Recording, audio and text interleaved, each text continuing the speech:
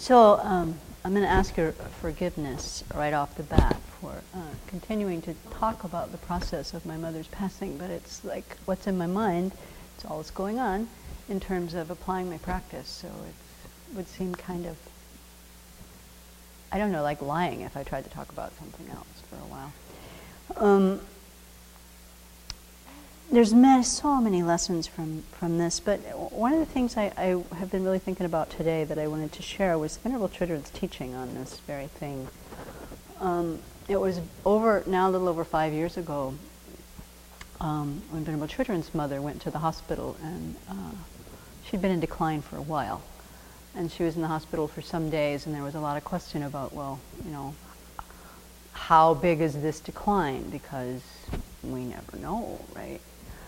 And so on that Saturday in November, Venerable was scheduled to give a talk at a luncheon for the Association of AAUW, American Association of University Women.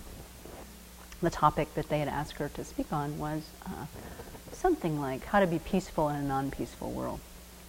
So it was, you know, they were very interested in the Buddhist view and her take on peaceful means. So it was that morning that Venerable got the call that her mother had passed away early in the morning. And I was scheduling her at that time, and so I said, do you want me to cancel? And she said, no. Here is a group of people who have all been my mother, who want to know the Dharma, who are asking about peace. I will go talk with them, and then I'll schedule a flight and go home. So I went with her, and I was with her during this. And so, you know, this made a huge impact on my mind, that it was so clear to her that immediately it was, of course, her own dear mother and all of her mothers. And here was an audience of people who definitely wanted to know from her what was the Buddhist take on peace and peacefulness, when, you know, in fact, her own mother had not been so interested. So her mission to share with all living beings was right present in that moment. So, I mean, this had a big impact on me, and certainly has colored how I've looked at this experience myself. Also, I don't know if it was around that time, but it was certainly at Venerable Chödrön's suggestion that I began to meditate on the passing of my mother some years ago. And so that preparation of thinking about it, especially in winter retreat, you know, and imagining this is going to happen. Everybody's mother dies. Either you die first or they die first. There's no way around it. Everybody's mother dies. You might think about this and prepare. So I did spend some winter times, and this has helped a lot in being with the situation.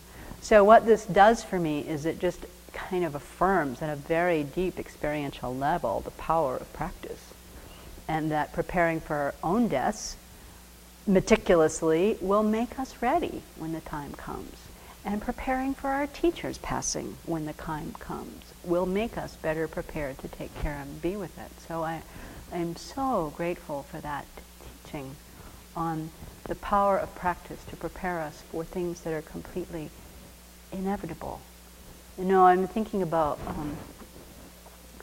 of our 10 resident monastics, 7 of us have lost our mothers.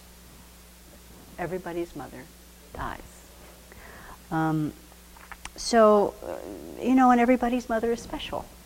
Everybody's. And so Venerable Chödrön, you know, wrote me at one point, and she said, when I was in Atlanta, she said, remember, this isn't just your mom. Don't get immersed in the suffering, but use it to generate renunciation, bodhicitta, and wisdom.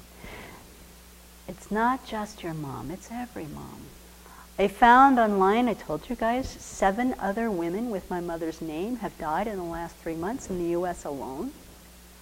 It's not even my mom's name, all hers, you know? I can't even say, oh, my mother, her name.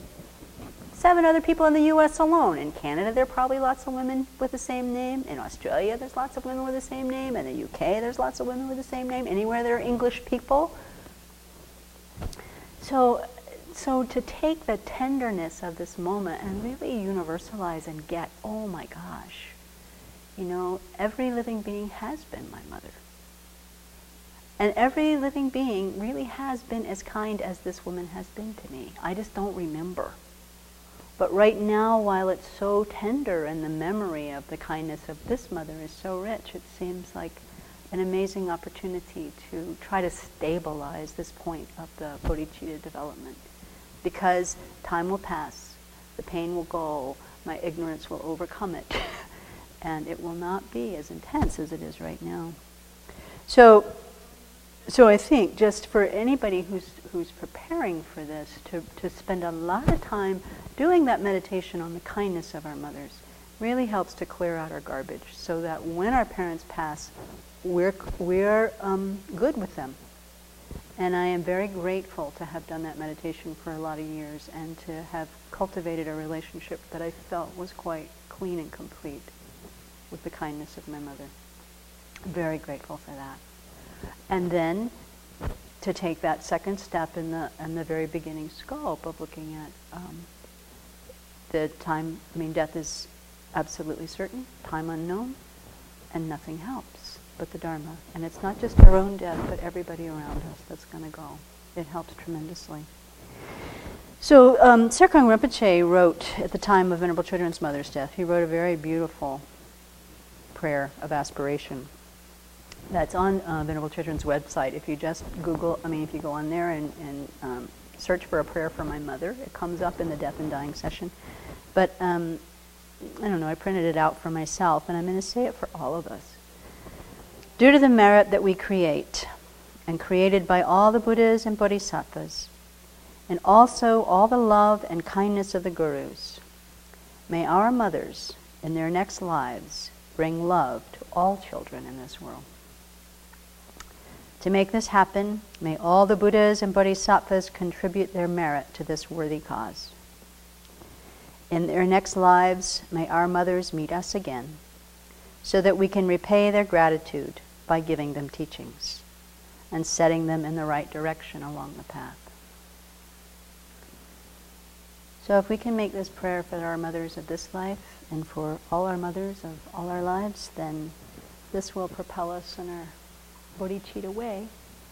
And I can certainly give tremendous thanks to Beth for the continuing teaching and the continuing kindness that goes on in my life as a result of hers.